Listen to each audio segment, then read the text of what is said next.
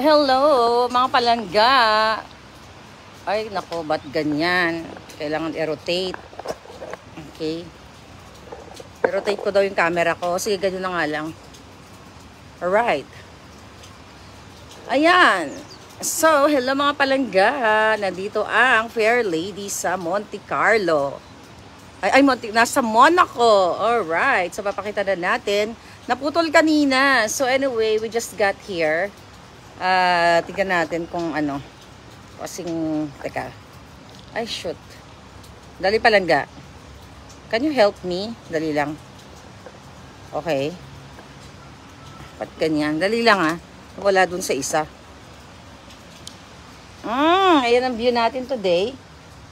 Ay, nabasa. Wait a minute. Nawala yung isa. Okay. No, resume. Resume natin. Okay.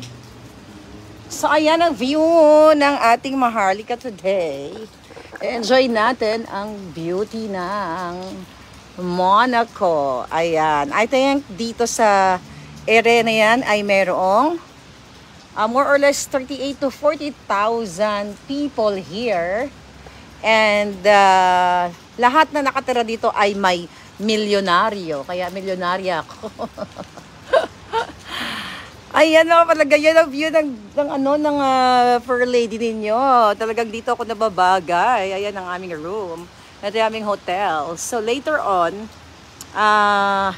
so we'll be staying here for a couple of days. So later on, i-video ko to. Pero ang gagawin ko ngayon, ay nakita nyo yung structure. Oh, nakita nyo yan. Oh. So ang ganda-ganda ng buong hotel. Talagang na-tour na kami. So ipapakita ko sa inyo ang bonggang-bonggang loob ng hotel later. Pero later na lang. Ngayon, dahil nag-enjoy ako dito, ayan no, pwede kaming maligo dyan mamaya. Mag-spa. Kaya lang umuulan dito. Ayun. So ang sarap mag-coffee dito palanggari ko. So here's our view. Akalain ninyo. It's so bongga naman talaga. Ay nako, talagang gusto ko nang tumira dito. Wow, si Arlene, si Prado. Ayan, so mas maganda yung Samsung kaysa kaysa iPhone.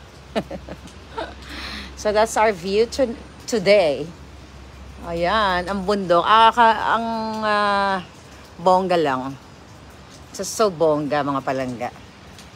So mamaya papakita ko sa inyo ang buong kabuuan ng hotel kasi kakatour lang namin. Pero ngayon ito lang muna. Oh my God, it's just so amazing. Alam mo, napapanood ko lang to sa pelikula.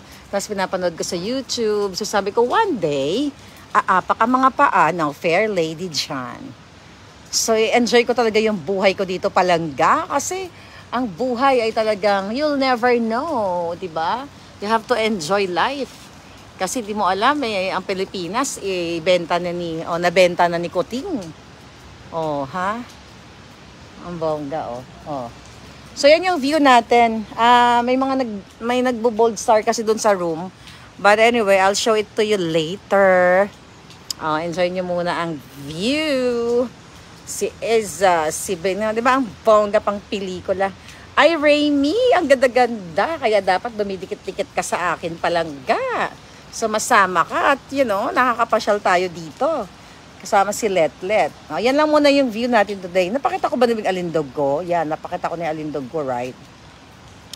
So, ayan, nabasa yung phone. Teka, wait. Baka malaglag. Teka ha. Baka malaglag ite. So, enjoy nyo muna. Maganda naman kahit nakaano eh. Paano ba to?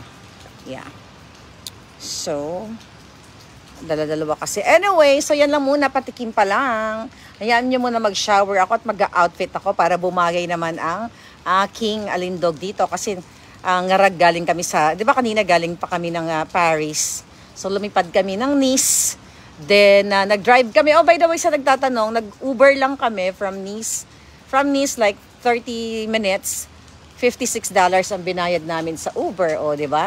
Kaso lang umuulan-ulan kanina. O, di ba? Bongacious. Hindi mo kailangan magnakaw sa kaban ng bayan katulad ni Lisa Ahas at ni Kuting. Bongga. Okay, I'll see you later.